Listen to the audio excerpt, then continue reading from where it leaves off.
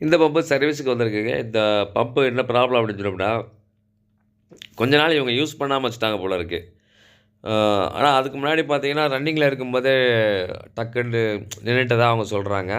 இப்ப நம்ம அத கழட்டி பார்க்கலாம். ஏன்னா இது ரன்னிங்கில இருக்கும்போதே நின்னுட்டதா அவங்க சொல்றாங்க. அதுக்கு காரணம் என்னவா இருக்கும் அப்படின்னா, உள்ளுக்குள்ள மண்ணு போயிட்டு அந்த வால்வுக்குள்ள உட்காந்துருக்கும். அது உள்ள இருக்கிற ஸ்டம்ப வந்து ஓப்பன் பண்ண விடாம அந்த மண்ணு வந்து லாக் ஆகிடும். அந்த ஸ்டம்பை வந்து மேலும் கீழும் அசைய விடாம பிடிச்சிக்கும். அப்படி சூழல் இருந்தா மட்டும் தான் இந்த பிரச்சனை வரும். இப்போ நம்ம அத கழட்டிட்டு அத கிளீன் பண்ணி போட்டுருவோம். வால்வு மற்றும் அதுக்கு பின்னாடி இருக்கக்கூடிய சுவிட்சு cut off valve, pressure valve இது எல்லா வால்வையும் நம்ம வந்து பக்காவா கிளீன் பண்ணி போட்டாலே போதும். இது பக்காவா ஒர்க் ஆகிடும். இப்போ நம்ம வந்து அதோடு இல்லாம இவர் வந்து கொஞ்ச நாள் கழிச்சு, அதாவது ரிப்பேர் ஆகி ரொம்ப நாள் கழிச்சு கொண்டு வந்தாங்கன்னா, இவங்க வால்வெலாம் மாத்த வேண்டிய சூழல் ஏற்பட்டுரும்.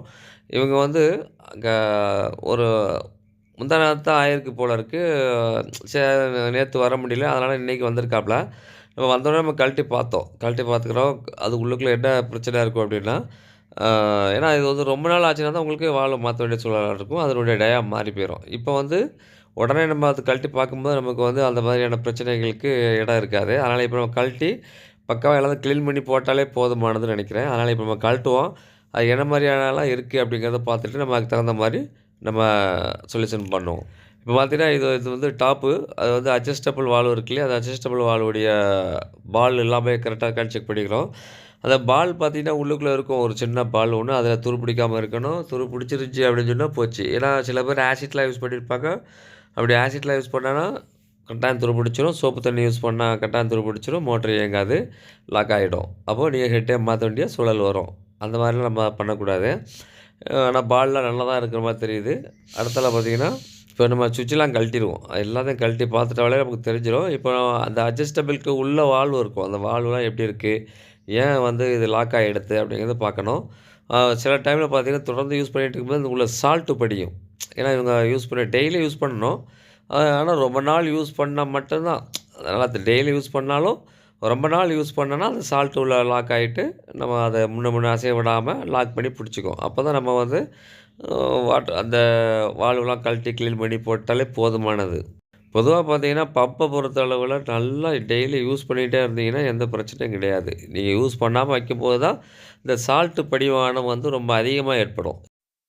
சால்ட்டு படிமானம் அதிகமாக ஏற்பட்டு, இந்த மாரி பிரச்சனை வந்துச்சுன்னா, நமக்கு பிரச்சனை இல்ல.